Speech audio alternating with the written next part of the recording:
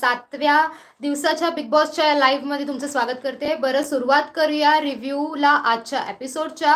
आज nomination task झालाय। अगदी बिग बॉसच्या एका वेगळ्या स्टाईलने आज नॉमिनेशन टास्क बघायला मिळाला। त्यात अनेक गोष्टी म्हणजे शेवटचा प्रोमो ज्यांनी कोणी बघितला असेल त्यांचं अरे बापरे हे काय घडतंय, आता बिग बॉसच्या घरात नवीन प्रकरण सुरू झाले की काय, असं एकंदरीत सगळ्यांचंच म्हणणं असेल। तर बघूया आजच्या दिवसात एकंदरीत काय घडून गेलंय आणि पुढे काय बघायला मिळणार आहे हे कळून येईलच। बरं, पण सगळ्यात मोठ्या आणि सगळ्यात 2 पॉइंट जे बिग बॉसच्या घरात घडले आहेत ते म्हणजे पुन्हा एकदा सूरजचं नाव आलं आहे नॉमिनेशन कार्यात आणि नॉमिनेट झाला आहे पुन्हा सूरज। आणि सूरजला आता पुन्हा एकदा तुम्हा सगळ्यांच्या वोटिंगची गरज आहे। त्यामुळे सो लेट्स सी आता कोण वाचते। आणि या नॉमिनेशन मध्ये आता पुन्हा एकदा जोडीने नॉमिनेशन झाले, त्यामुळे तुम्हा सगळ्यांची लाडकी निक्की देखील नॉमिनेट झाली आहे। बघूया आता या वेळेला बिग बॉसच्या घरातून कोण बाहेर पडतंय। तर आणि दुसरी गोष्ट ती म्हणजे निक्कीच्या ग्रुपमध्ये पडणारी फूट ही दिसून येते आणि स्पष्टपणे दिसून येते। सुरुवातीलाच आता दिसून आली ती म्हणजे जान्हवी कुठेतरी जाऊन सांगत होती, वैभव आणि अरबाज बसले होते तिकडे, की मी जर मला कॅप्टन कोणाला बनवायचं असतं तर मी वैभवला कॅप्टन बनवलं असतं। अरबाज ही त्यांच्या मताला सहमती देत होता आणि तो म्हणत होता की हो, निक्कीला जर कॅप्टन केलं तर ती स्वतःचा स्वार्थ साधेल, स्वतःच बघेल, स्वतःसाठी गेम खेळेल आणि स्वतःलाच वाचवण्याचा प्रयत्न करेल, तिच्यानुसारच तिला घर चालवेल ती, असं एकंदरीत त्यांचं म्हणणं होतं। याचाच अर्थ निक्कीच्या विरोधात आहे संपूर्ण ग्रुप, अगदी अरबाज सुद्धा। सो सुरू करूया आपल्या या रिव्ह्यूला। तर ड्युटी वाटपासपासून सुरुवात झालेली, अंकिताने ड्युटी वाटप केलं। त्यानंतर घनश्याम हे काही झाडू मारायला तयार नव्हते बाहेरच्या एरियामध्ये, फक्त त्याने बेडरूमचाच एरिया घेतला आहे झाडू मारण्यासाठी। त्यांचं असं म्हणणं होतं की मी दोन्ही बाजूला काम करणार नाहीये, मला एका बाजूचं काम दे। तर आता घनश्याम फक्त बेडरूमचंच काम करणार आहेत। तर दुसरीकडे निक्कीचा ग्रुप फुटलाय ते आपल्याला बघायलाच मिळालं होतं।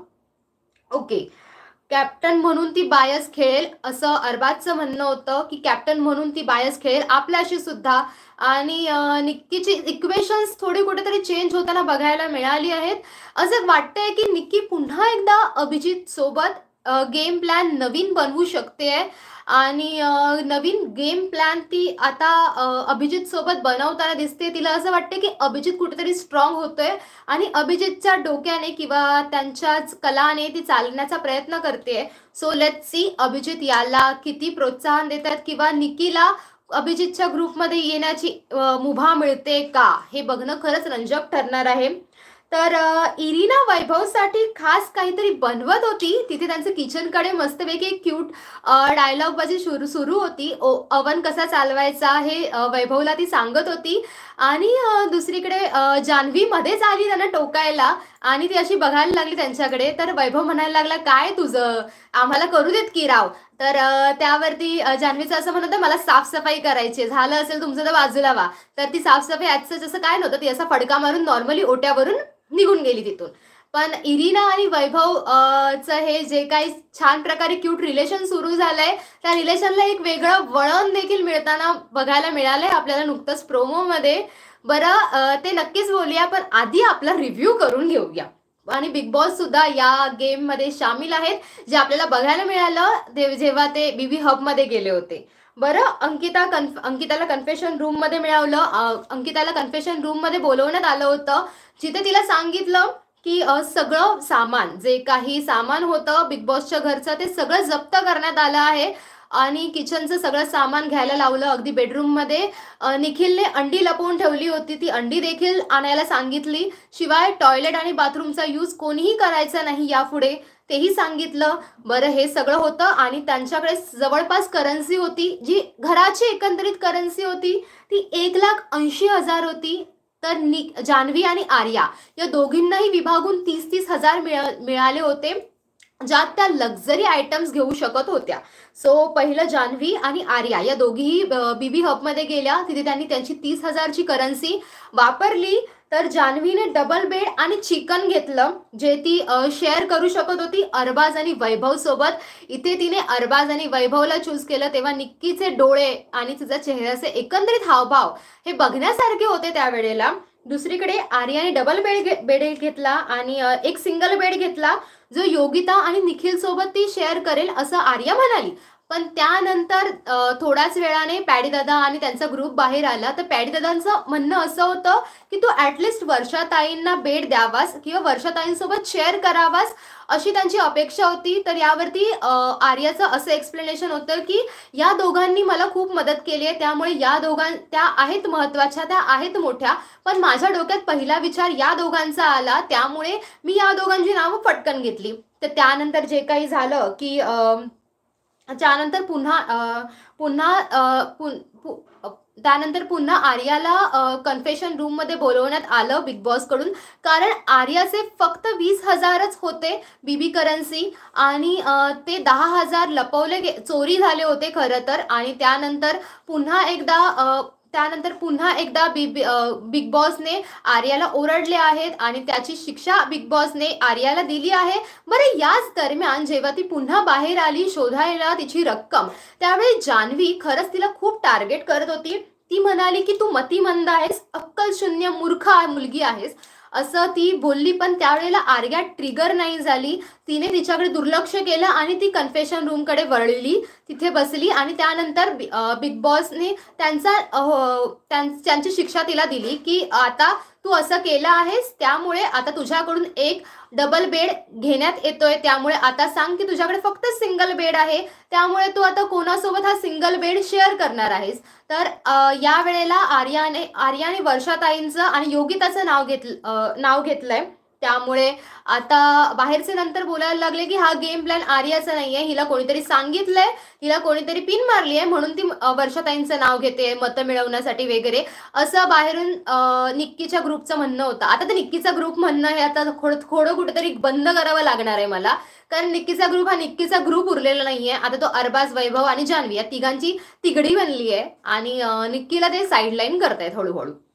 तर पुढे सुरू झाला बिग बॉसचा खरा खेळ आणि इथे पाडल्या गेल्या जोड्या आणि जोड्यांमध्ये त्यांना बीबी हब मध्ये जाऊन गोष्ट खरेदी करायची होती. प्रत्येक 7 जोड्या पडल्या होत्या, तर 7 जोड्या तयार झाल्या होत्या आणि 7 जोड्यांकडे प्रत्येकी 20,000 बीबी करन्सी देण्यात आली होती आणि फक्त कॅप्टन असल्यामुळे अंकिताकडे होती 40,000 बीबी करन्सी. आता या बीबी करन्सी मध्ये यांनी काय घेतलंय याचा एकंदरीत आढावा घेऊया. तर पण या जोड्या ज्या बनवण्यात आल्या होत्या त्या जोड्या फक्त जोड्या म्हणून बनवण्यात आल्या नव्हत्या, तर या जोड्या त्यांना अशा अरेंज करायच्या होत्या. या जोड्या बिग बॉसनेच बनवल्या होत्या आणि बिग बॉसने याबरोबर सूचना दिली होती की आतमध्ये कोणी पहिलं जायचं आणि कोणी शेवटचं हे कॅप्टन अंकिताने ठरवावं त्यांच्या डिसिजन मेकिंगच्या क्षमतेनुसार. आणि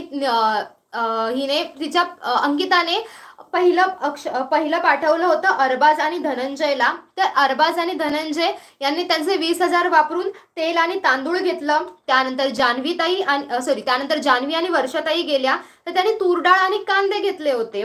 त्यानंतर तिसरे व्यक्ती गेली ते म्हणजे पॅडी आणि योगिता. इथे त्यांची कुठेतरी चूक झाली असं मला वाटते अंडी घेतल्यामुळे, आणि हे अंडी त्यांना खूप महागात पडली. यावेळेला अंडी घेतल्यामुळे हे चक्क नॉमिनेशन मध्ये गेलेत आणि अंडी नकोयत. सध्या श्रावण सुरे वाटतं बिग बॉसच्या घरात, असं मला वाटलं हे बघून की अंडी नकोत आम्हाला. बरं ठीक आहे, जाऊ देत, अंडी नकोयत. त्यामुळे अंडी घेतली होती पॅडी आणि योगिता यांनी. तर निक्की आणि घनश्याम यांनी बटाटा आणि टोमॅटो घेतला. बरं, हे पण त्यांना बटाटा आणि टोमॅटो खूप महागात पडलेत. 5वे गेले होते अभिजित आणि आर्या. त्यांनी काही ओले मसाले घेतले, शिवाय पीठ घेतलं होतं चपातीचे, ते सगळं पीठ घेण्यात आलं होतं. त्यानंतर 6व्या नंबरवर गेले होते वैभव आणि इरिना. तर इरिना अशी कुठेतरी मस्तपैकी टॉन्ट मारत होती की मला कॉफीच हवी. बरं, त्यावरती वैभवने तिला जरा सांगितलं की असं नाही, आपल्या सगळ्यांसाठी घ्यायचंय. त्यामुळे तिथे इरिना आणि वैभव या दोघांनी मीठ आणि मसाले तर घेतलेच, पण एवढंच नाही केलं. तर बिग बॉस तिथे त्यावेळेलाही बोलले इरिना आणि वैभवला खरं तर, आणि त्याला चिडवायला लागले की बिग बॉस म्हणाले की मीठ आणि मसाला या घरात सगळ्यात महत्वाची गोष्ट आहे आणि ती घेणं ती असलीच पाहिजे, मीठ आणि मसाला, त्याशिवाय बिग बॉसच्या घरात मजा येणार नाही. हे एवढं बोलून ते थांबले नाही. ते वैभवला असं म्हणाले की ही गोष्ट इरिनाला समजवा, मी नक्की काय बोललो आहे ते, कारण तुम्ही इरिनाला समजवण्यात खूप हुशार आहात. असा एक क्यूट मध्ये टॉन्ट देखील मारला. त्यानंतर सूरज आणि निखिल गेले होते, त्यांनी टॉयलेट आणि बाथरूमची खरेदी केली आणि हे टॉयलेट बाथरूम देखील त्यांना महागात पडले. बरं, त्यानंतर शेवटी कॅप्टन अंकिता गेली. अंकिताने पोहे, कोबी, फ्लावर, पालकची भाजी आणि एक बाथरूम टॉयलेटची जोडी तिने घेतली होती. त्यानंतर खरा सुरू झाला नॉमिनेशनचा टास्क. आता नॉमिनेशन टास्क मध्ये सगळ्यात मोठी गोम अशी होती की नॉमिनेशन टास्क मध्ये त्यांनी ज्या वस्तू घेतल्या आहेत आणि ज्या जोडीनुसार घेतल्या आहेत त्या जोडीनुसार त्यांना बाहेर उभं करण्यात आलं होतं आणि त्यानुसार एकेका जोडीला समोर येऊन कोणत्या एका जोडीला नॉमिनेट करायचं आहे ते देखील सांगायचं होतं, त्यांचं कारण सांगायचं होतं. टास्क असा होता की चर्चेत नसलेल्या व्यक्तीचं नाव, चर्चेत नसलेली जोडी हे त्यांना सांगायचंय.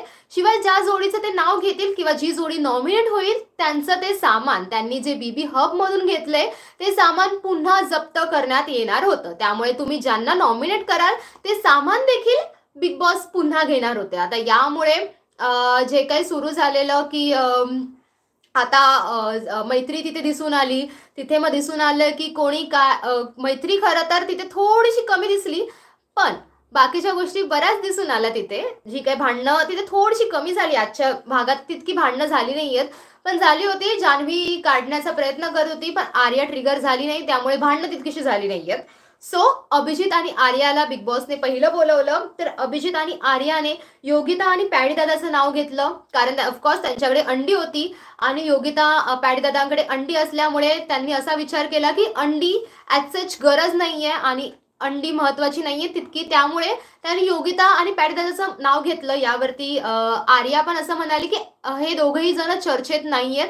हे रितेश दादाने त्यांच्या भाऊच्या धक्क्याला देखील सांगितलं असल्यामुळे आपण ह्या दोघांचं नाव घेऊ शकतोय, हे एकमताने अभिजित आणि आर्याने ठरवलं. तर दुसरं नाव घेतलं त्यांनी निक्की आणि घनश्यामचं.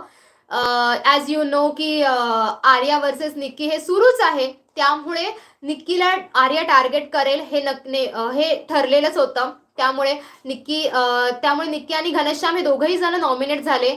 त्यांनी टोमॅटो आणि बटाटा घेतला होता. टोमॅटो आणि बटाटा उपयोगाचा नाहीये असं एकंदरीत त्यांचं देखील म्हणणं होतं. त्यामुळे ह्या दोन जोड्यांची निक्की अभिजित आणि आर्या या दोघांनी नावं घेतली. तर दुसरी जोडी आली अरबाज आणि धनंजय. बरं, अरबाज आणि धनंजय या दोघांमध्ये एकमत काही होईना.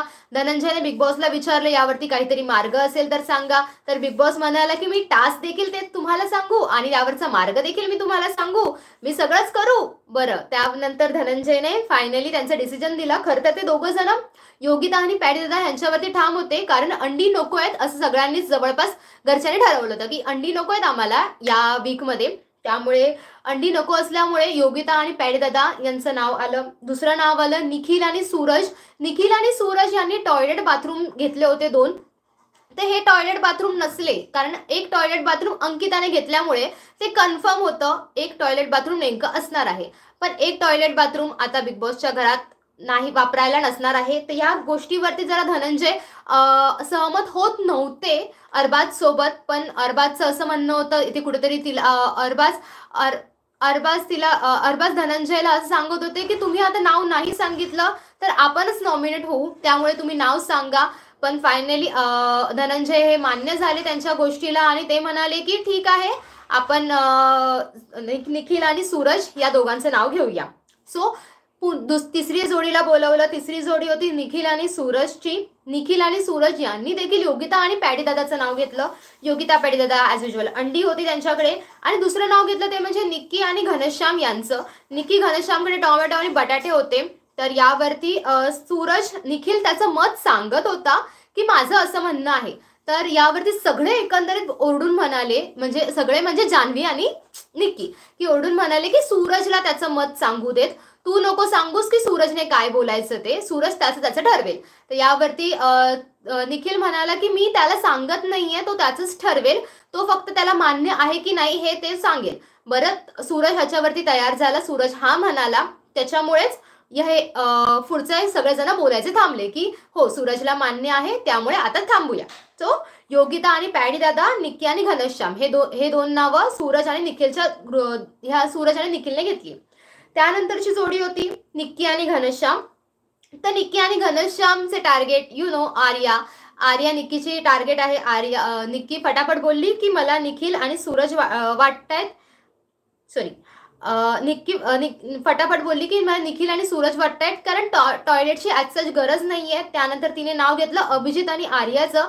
अभिजित आणि आर्याने ओले मसाल्याने पीठ घेतलं होतं. पीठ खरंच गरजेचं आहे, चपात्या खूप जणांना लागतात, त्यामुळे एकंदरीत पण कुठेतरी टार्गेट करायचं होतं निक्कीला, त्यामुळे तिने आर्याला टार्गेट केलं इथे. आणि घनश्याम त्याला होला हो म्हणत होते. अभिजितने इथे घनश्यामला सांगितलं की तुम्ही म्हणता की तुम्हाला तुमचे पॉइंट्स आहेत, पण ते दिसत नाहीयेत इथे तुमचे पॉइंट्स, तुम्ही तितकेसे बोलत नाहीयेत, तुम्ही तिच्या हा मध्ये हा करताय, यावरून कळतंय की तुम्हाला तुमचे पॉइंट्स नाहीयेत, तुम्हाला तुमची मतं नाहीयेत.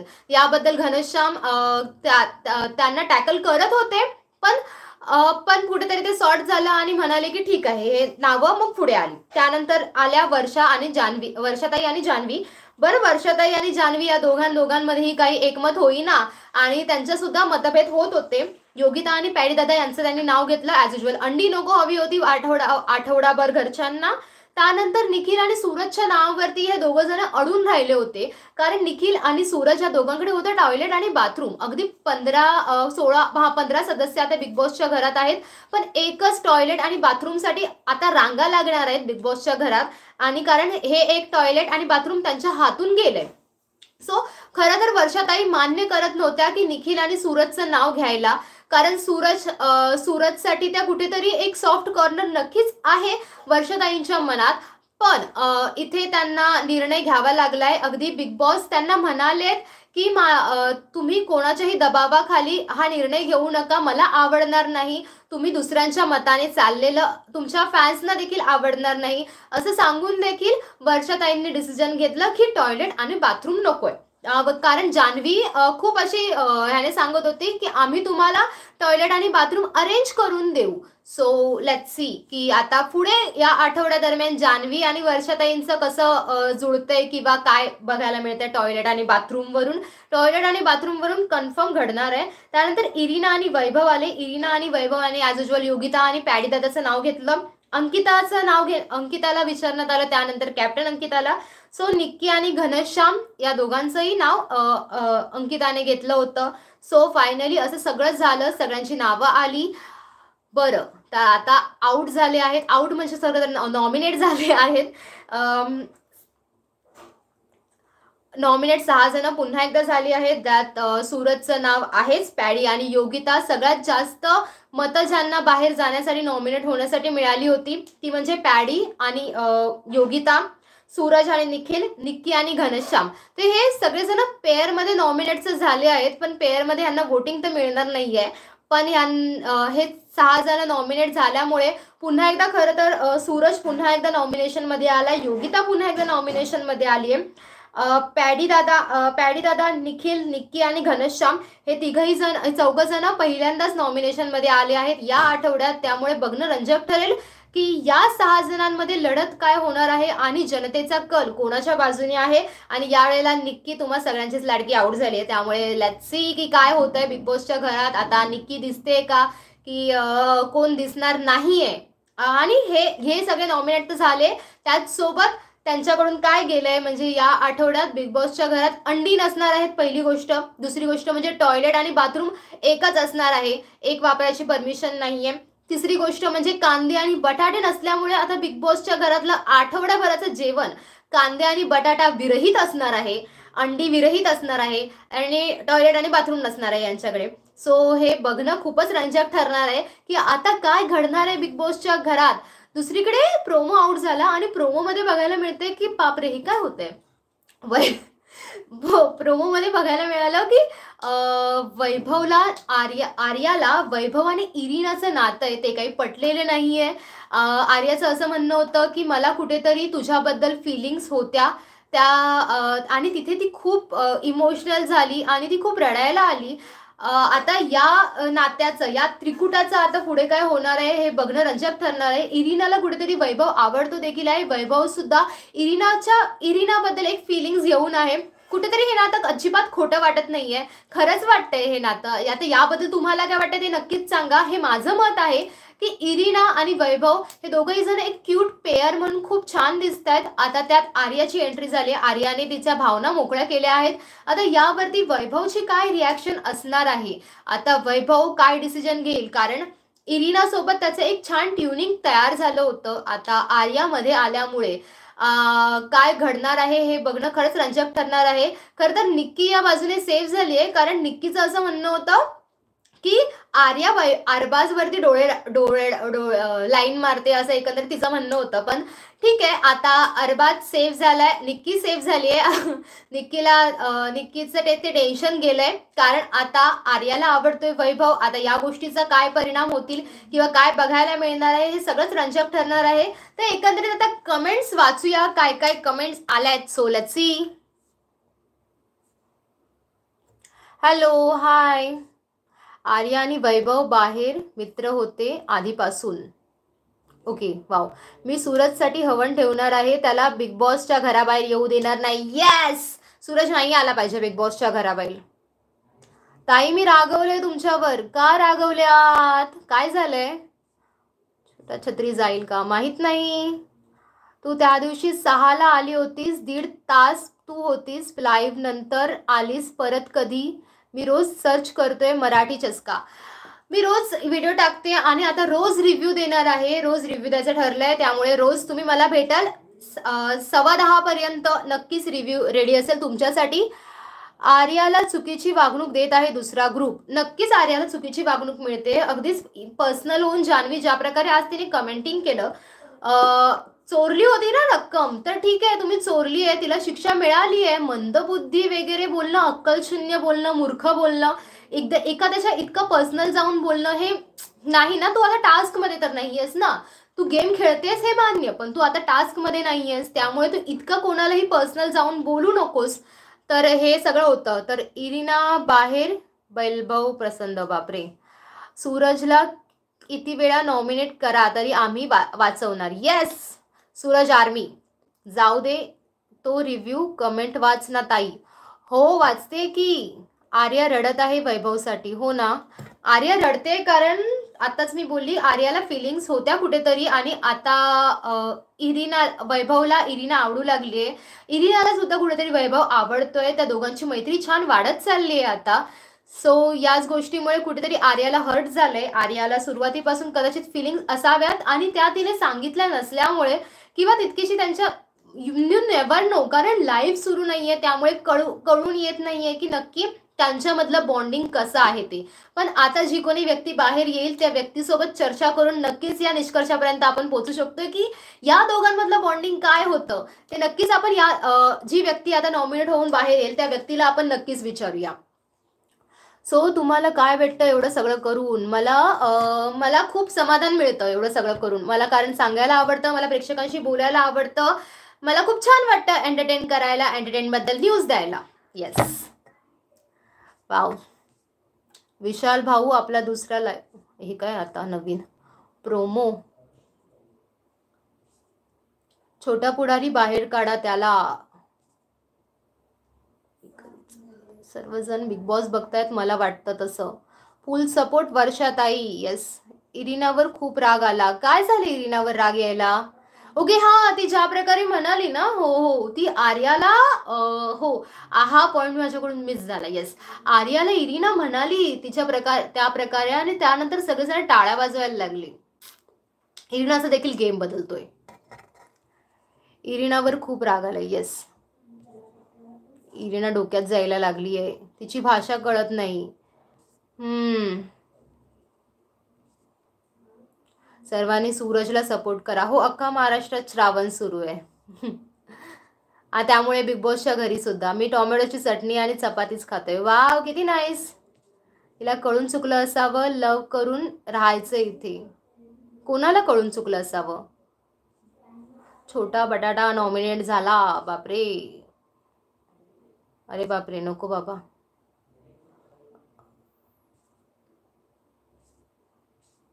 आर्या वैभव आधीपासून फ्रेंड होते, मे बी असावेत. हॅलो, हाय. चस्का नाही आहे हो, चस्का आहे छोटा. बापरे, डीपी दादा सेफ, डीपी दादा कोल्हापूरचं रांगड पाणी. जान्हवी उगाच मूर्खासारखं चिडचिड करते, राडा करते, तिने थोडं समजून घ्यायला पाहिजे. शो मराठी आहे, मग ते अरबाज. बापरे, ओके. शो मराठी आहे नक्कीच. जान्हवी उगाच चिडचिड करते अनेक गोष्टींवरून. आता हे नॉमिनेट झाले आहेत एवढे 6 जण. आता या 6 जणांपैकी तुमचा सपोर्ट कोणाला आहे? मला नक्कीच माहिती आहे की सूरज नाही येते बाहेर, सूरजला खूप सपोर्ट आहे. त्यानंतर सगळ्यात मोठी टांगती तलवार मला अशी वाटते की निखिल आणि पॅडी दादा किंवा छोटे पुढारी आहेत या तिघांवरती असावी, अशी मला सगळ्यात मोठी टांगती तलवार वाटते. या तिघांवरती असावी किंवा योगिताही असू शकते, पण योगिताने तिचा गेम दाखवलाय. योगिता खूप छान प्रकारे. बटाटे, कांदे नाही बटाटे आणि टोमॅटोमुळे निक्की नॉमिनेट झाली.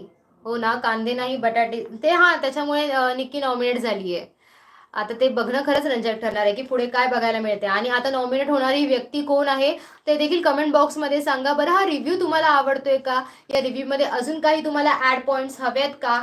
शिवाय आता अनेक इंटरव्ह्यूज देखील होतील बिग बॉसच्या निमित्ताने, ते तुम्ही नक्कीच बघाल. आणि या बिग बॉसच्या निमित्ताने जो कोणी आता स्पर्धक बिग बॉसच्या घराबाहेर पडणार आहे त्या स्पर्धकाला कोणता एक प्रश्न तुमच्याकडून अपेक्षित आहे तो सांगायला नक्कीच विसरू नका. आणि तो कमेंट बॉक्समध्ये तुमच्या नावासकट ॲड करा, तुमच्या शहराच्या नावासकट.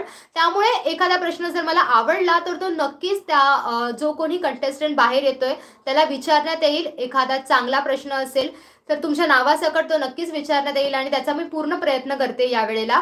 बरं, तुम्ही पण सेव्ह नाही आता, कोणाला म्हणताय तुम्ही पण सेव्ह नाही आता? बरं ठीक आहे.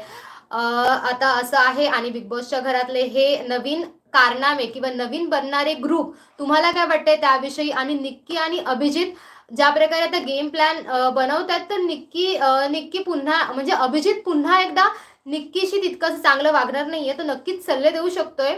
पण निक्की कॅप्टन न झाल्यामुळे तिला ते कुठेतरी खटकलंय आणि निक्कीला कॅप्टन व्हायचा ती प्रयत्न करते. निक्कीला सत्ता हवी आहे घरची, तर ही सत्ता मिळवण्याचा ती प्रयत्न कोणा ना कोणाच्या माध्यमातून नक्कीच करते.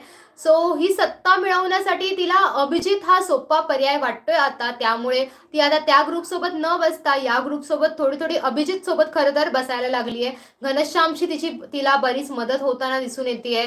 घनश्याम तिला मदत करतायत. पण आता या वेळेला जर बिग बॉसच्या घराबाहेर घनश्याम गेले तर निक्की सगळ्यात जास्त रडेल असं मला खूप वाटतंय. कारण घनश्यामची धनंजय आणि निक्की सोबत खूप छान ट्युनिंग आहे, खूप छान मैत्री आहे.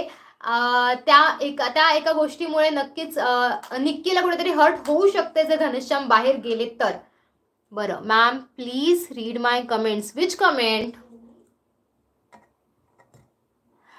मॅम प्लीज तुम्ही BB18 साठी पण लाईव्ह येत जा. नाही, मी हिंदी नाही करत, मी हिंदी तितकंसं बघत नाही. हिंदीचं आमचं दुसरं चॅनल आहे, तिथे तुम्ही बघू शकता हिंदीच्या अपडेट्स. सो मराठी चस्कावर फक्त मराठी सगळ्या मराठी सिरियल्स सुरू आहेत, सगळ्या मराठी जे काही रियालिटी शोज सुरू आहेत, सोनी मराठी असो, स्टार प्रवाह असो, झी मराठी असो किंवा कोणतीही सन असो, या सगळ्याच्या अपडेट्स, या सिरियल्सच्या अपडेट्स नक्कीच देण्याचा प्रयत्न करते. पण तुमचा लाडका शो सुरू झाल्यामुळे बिग बॉसवर सगळ्यात जास्त माझं लक्ष आहे. बिग बॉसच्या सगळ्या गोष्टी, सगळ्या अपडेट्स तुमच्यापर्यंत पोहोचवण्याचा पुरेपूर प्रयत्न सुरू असतोय.